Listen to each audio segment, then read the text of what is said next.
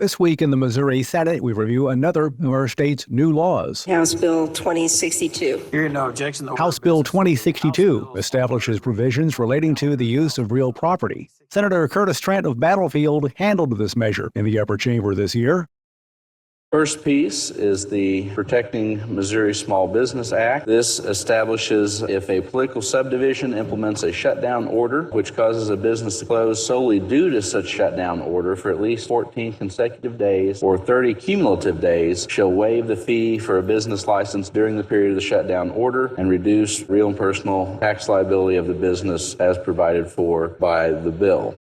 He also says another piece of this new law relates to property taxes.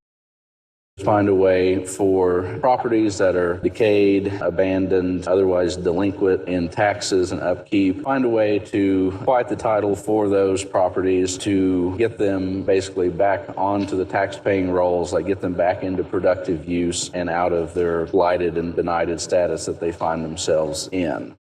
When Missouri senators discussed House Bill 2062 on the floor of the Missouri Senate on May 7th, Senator Stephen Roberts of St. Louis offered an amendment that was added to the proposal.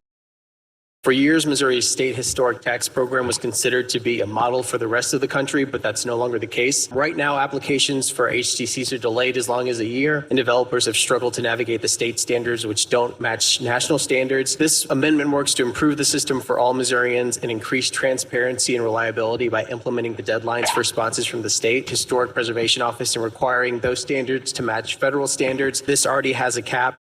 In addition, this new law establishes the Protecting Missouri's Small Business Act, makes changes to rules governing electric cars, land banks, the Historic Preservation Tax Credit, and moratoriums on eviction proceedings. This new law took effect on August 28th. In the meantime, Missouri senators continue to pre-file legislation for the next regular legislative session. Pre-filed bills will start to receive their official numbers on December 2nd.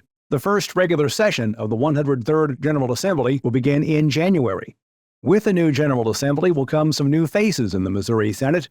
The first step toward putting new members into place will come in early November, when both senators and senators-elect will meet in the Capitol to decide new leadership for the next 2 years. Following this, members and staff are scheduled to take part in orientation training. There will be 10 new senators in the upper chamber next year. There are 34 Missouri senators altogether. We will continue to highlight both those measures that have become law, as well as proposals that were not so successful this year, but could return in one form or another next year.